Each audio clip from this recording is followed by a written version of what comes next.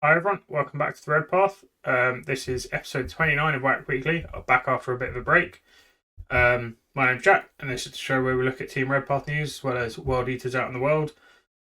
This week we're going to be mixing up the format a little bit to make it a little bit more digestible and have a little overview of the first couple of games of 10th.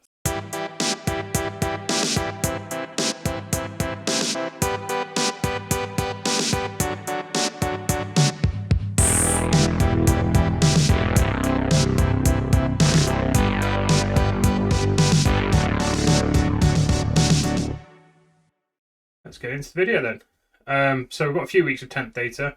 I'm going to be looking at larger events from now on for a couple of different reasons. It is the simplest measure of difficulty at an event. Obviously, there's variation in all sorts of things between events, from terrain, local meta, armies, player skill, that kind of stuff, all comes into it. But at a bigger event, you are more likely to have played a better player just because there's more people there, is in theory. I'm not necessarily agreeing completely with that, but here we are. It will also lead to shorter and more digestible videos, and then also clearer trends on strong lists. So as opposed to something that did well in a local meta, so like a small RTT, or got lucky and dodged some unfortunate, unfavourable matchups. If you've gone the distance at a big GT, chances are you will have played an unfavourable matchup and hopefully won.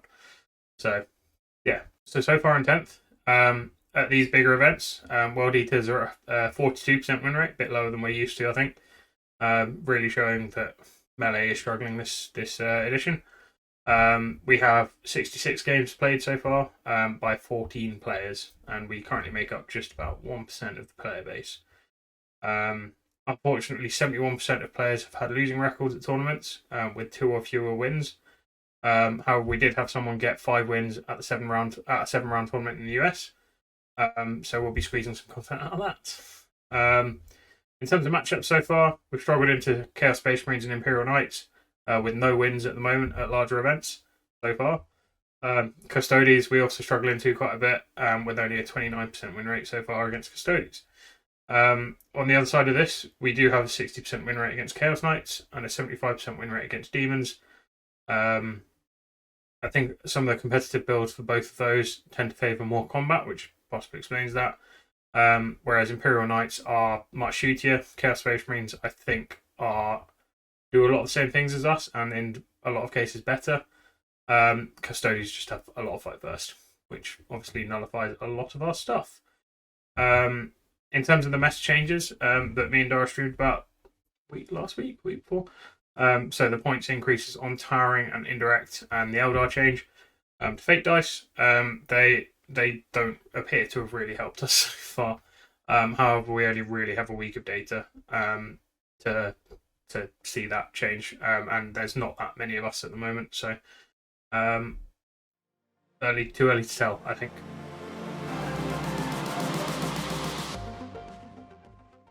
In terms of rankings, Matthew Tweedle retains the top spot at 786.16 ITC points. Peter Duff still in second, 718.01. Joy LeQuinn still in third, 710.07. Michael Hooper still in fourth on 706.44. And Antonius Tolman in fifth on 692.48. In terms of the Red Path, Dara's in 33rd on 519.6. I'm in 35th on 513.96. Jamie's in 50th on 464.06. Me and Dara have an event coming up in almost exactly a month's time at time of recording. We're going to Warhammer World in mid-August to play a Warhammer World tournament, which will be my first one. So I'm very excited for that. In terms of ITC Team Red Path news, Jamie was in action this weekend at the Gem Wargaming RTT July 2023 and went 2-1, finishing a very strong and perfect 8th out of 24. His wins came against Chaos Knights and Eldari, amazingly, and his loss was to Guard. I know he's been talking about it a bit in the Discord, so if you want to hear a bit more detail about his games from the man himself, definitely join the Discord, link down below. Let's have a look at his list there. So Angron is great to see, Khorne is great to see, Master of Executions with favour to Khorne, so that's the reroll a full Blessings roll. Master of Executions with Berserker Glaive, which is extra damage on the charge, I believe. And coupled with, I know it's the thing that people are liking at the moment because you can put out a lot of mortals with it in combination with the devastating wounds. Yeah, so then 10 jackals, 5 berserker, two squads, 5 berserkers, land raider, a full blob of 10 terminators with a lot of chain fists and a lot of power fists, and then 2 brigands. Quite a small list, not that many units. This might be something that we're moving towards. Obviously, Angron, great to see, having been received quite mixed, fair to say, when he came out.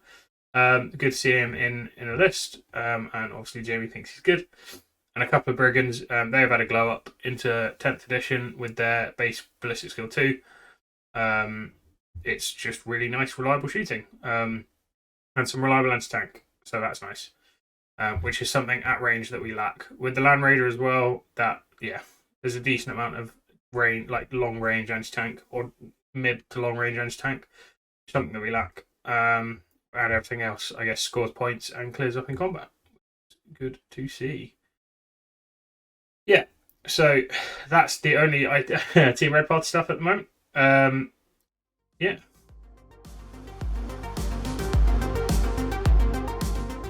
And in terms of World Eaters tournament performances, I did mention that we had a very strong performance at 7-round tournament. That was from Joshua Caldwell at the Salt City GT in 2023.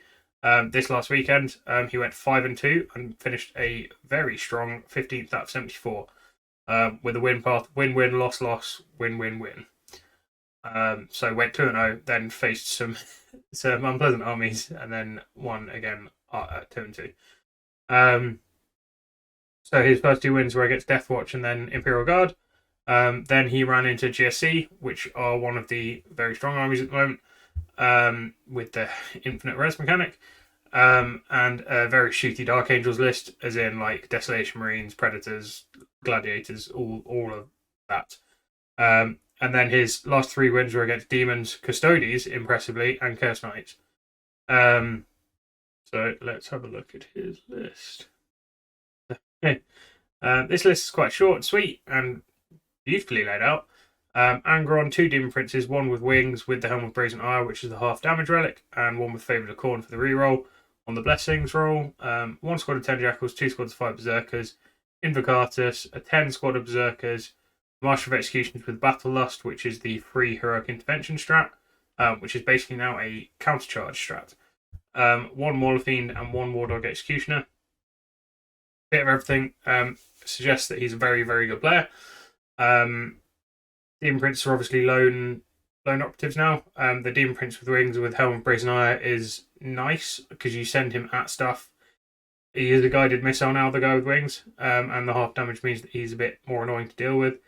The Demon Prince on foot with Favourite of Khorne is more of a buff bot. He hands out the 4-up inborn, obviously, and with Favourite of Khorne, he wants to sit back anyway so you can reroll. Master of Executions, Lord Invocatus are going in some of the Berserker squads. I would imagine the Master of Executions goes in the battle with the 10-man. Invocatus scouts the whole squad up, and one of the other squads of Berserkers and sits in the 3rd. Morphine goes with them. He's pretty good now. I know Dara's looking at running one to see how he goes. It'll be interesting to hear back on that. Clearly he's pretty decent. The Executioner, I've kind of gone off on this edition just because I don't know, they don't seem, the AP1 kind of kills it for me, I think. And the low strength with the way that toughness works now, I think the relatively low strength means that they don't fill the niche that they did fill for me, which was like plinking at vehicles, and now they're definitely more heavy infantry killers, I would say, rather than vehicle hunters. Although flat damage 3 is still nice, and the less variation in the number of shots is also nice. They are, however, dirt cheap. 135 points for an Executioner is a steal, I think. I know there's a lot of discussion about which War Dogs are best at the moment, but 135 points is cheap and obviously fits into this list quite nicely. So yeah, nothing too flashy. No transports is interesting to see. Potentially feel like we don't need them with all the scout moves and the 4-up inborn in this list, but yeah, interesting to see a list that has done so well when we're clearly struggling. Yeah, so a bit of a short one this week. We're going to revert to a shorter, kind of punchier format from now on, I think. We'll see how it goes. Let me know how you like it. If you don't like it, stuff you want to see come back. The reality is at the moment when we're not doing that well, we just don't have as much to talk about. So I'm also looking at doing some other stuff around other chaos factions potentially, but we'll see how that goes. Yeah, so as mentioned before, if you want to see more about Jamie, hear more about Jamie's games, he is in the Discord and he's active in it. So join the Discord with the link down below. Like, comment, all that good stuff on the video. But most importantly, guys, stay healthy, stay safe, and kill me in battle.